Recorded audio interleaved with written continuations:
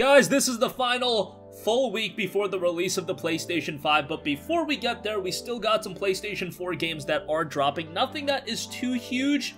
However, we do have a great remaster, another longtime franchise, a racing franchise as well, alongside that remaster is getting its latest entry, and a couple of other smaller titles that do look quite good, so let's get right into it. And I want to kick things off with what is possibly the biggest game of the week, probably is, and that is Need for Speed Hot Pursuit Remastered. Need for Speed Hot Pursuit was my favorite Need for Speed game in recent memory. I like Need for Speed Rivals a little bit more than most people, but Hot Pursuit was on another level. This game was a fantastic arcade racer, and if you want a racing game that is really good and, you know, you can have a lot of fun, a lot of chaos. That is exactly what Need for Speed Hot Pursuit is.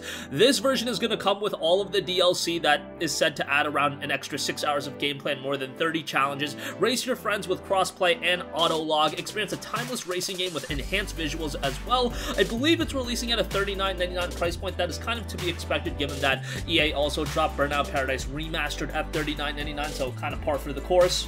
But Hot Pursuit is a great game, and whether you pick it up day one or you wait until it gets a little bit of a discount, it's gonna be a great pickup. It's a great racing game, and given that it came out all the way back in 2010, I imagine a lot of you guys did miss out on it, whether you were younger, whether, you know, you just weren't into racing games, whatever the case may be. But Hot Pursuit is one game that I think literally anybody can get into. Even if you're not the biggest fan of racing games, kind of take Hot Pursuit as a mix of a racing game, a little bit of an action game, and you're going to have a lot of fun with it. It'll be out November 6th on the PlayStation 4, so definitely be excited about that. Also, Yestermorrow is a game that's not getting a lot of attention. This game looks really good. It's coming from Bitmap Galaxy, and it definitely has an old school look to it. Reminds me of a game called Fez, if you ever heard of that. The game notes Yestermorrow is a single-player time-traveling 2D platformer mixing action sequences with puzzle elements. Follow the engaging story of Yui, who travels back into the past to save her family and the remnants of a world now trapped in a never-ending night. I love the visual style to it. I know it's not everyone's cup of tea, as everybody doesn't like this old-school visual style, but I feel like this game, just looking at it, it takes that old school visual style and also modernizes it, and I think the art is absolutely fantastic here. The setting of the game is noted to be her world destroyed, her family kidnapped. Join our heroine Yui in a desperate attempt to save everything she loved. Learn how to use Everlight, embark on a journey through 4 islands. You've got Forest, Desert, Ice, and Clockwork Island, and use time travel to overcome obstacles and access hidden locations. Free your family from the clutches of the shadows, find out what really happened to the sun and whether it can be reversed. The game notes learn how to wield Everlight, unlock 6 special abilities, explore a vast world of Yestermorrow spanning 4 different islands, encounter dozens of creatures and defeat challenging bosses, use the environment to your advantage and solve puzzles in different ways, traverse the world in 2 different timelines, enjoy the serene calmness of the past, and battle your way through the corrupted world of the future.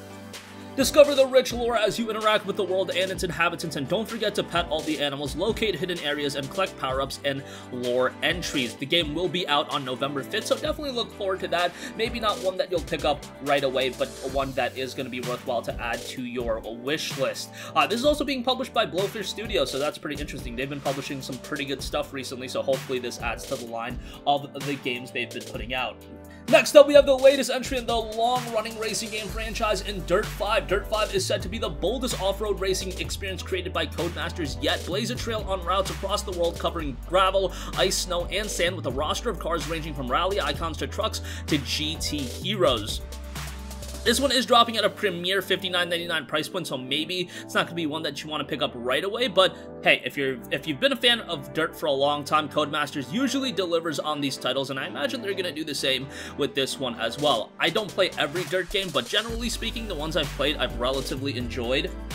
And this one, from a visual standpoint, looks fantastic. You're also getting a free upgrade to the PlayStation 5 version of the game, so that makes it a more compelling pickup if you are picking up a PlayStation 5. This game is going to look fantastic on that console. The PlayStation 4, I'm sure it'll look good as well, because the Dirt games have looked relatively good on the PS4, but with the PlayStation 5, the shackles are really going to come off.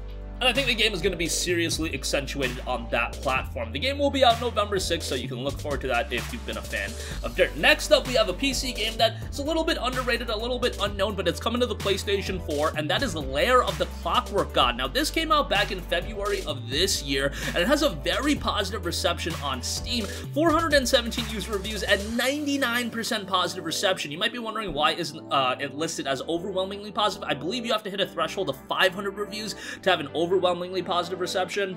It's either 500 or 1,000, but you get the idea. The game notes a fast-paced point-and-click adventure and an indie platformer in one. Join adventurer Ben and wannabe indie darling Dan in a race against time to stop all the apocalypses happening at the same time. The game is said to be a little bit humorous, and it also got an 84 on Metacritic, so that's pretty good. It was released at $19.99 on PC, so I imagine similar price point here. And Lair of the Clockwork God sees you switching between both characters and using their unique abilities together in a race against time to stop all the apocalypses happening simultaneously by teaching an old computer about feeling. Solve classic point-and-click style puzzles as Ben create unique upgrade items for Dan so he can jump higher, run faster, and blast away at everything with a shiny new gun. Then run and jump as Dan to unlock new areas and exciting new puzzles for Ben. So kind of interesting.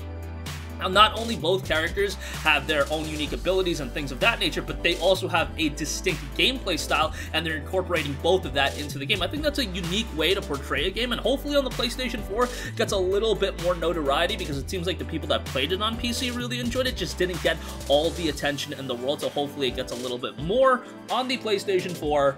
And if nothing else, add it to your wishlist and maybe pick it up down the line when it is discounted. It got really good reviews from not only critics, but also the Steam community, so that's always a good sign. This one also has a pretty old school look, but definitely one that is unique at the same time, and one that I find very appealing. Look, this kind of look I think works with budget-oriented titles. If you release a $60 game and it has this kind of look, maybe that's not going to go over all too well. But with a budget title and with something that is going for a unique gameplay style like this, I think it works very, very well, and I'm definitely excited to see how this one turns out. It'll be out November 6th. And last of all, we got Paw Patrol Mighty Pups Save Adventure Bay. This game looks charming as all hell. Join the Mighty Pups on a super heroic mission to save Adventure Bay, have fun together in 2-player co-op mode, unlock fun mini-games, rescue familiar friends, and use each pup's mighty powers to make the town possum again. Now, is this gonna have that emotionally riveting story that is going to make you, you know, cry with tears of sadness? No, but this is a fun game that you could play with probably a younger sibling, if you have a kid, anything like that, a younger cousin, whatever the case may be. I think a lot of people that are in a younger demographic are really going to enjoy it, and again, if you're somebody that's older, you can find the charm in the game. I think you can enjoy it as well, especially if, you know, you use the game as something of a bonding experience. Let's see how the game itself turns out. Obviously, the game has to be good, but from a presentation standpoint, like, I think this game is charming as hell. So yeah, that'll be out November 6th, and hopefully it does deliver, because I think this is a game that, if it is good, I think a lot of people will check it out in actuality, just because it just looks like a cute game, and I think a lot of people can have fun with it. But that's going to conclude this video. Again, final week before the PlayStation 5. Kind of the end of an era to an extent, but PlayStation 4 games will continue to be released. Hell, Horizon Forbidden West is coming to the PS4, but a lot of attention is going to be moved on to the PlayStation 5. That's going to conclude this video. Sound off with all of your thoughts in the comment section down below. Thank you for watching, and goodbye.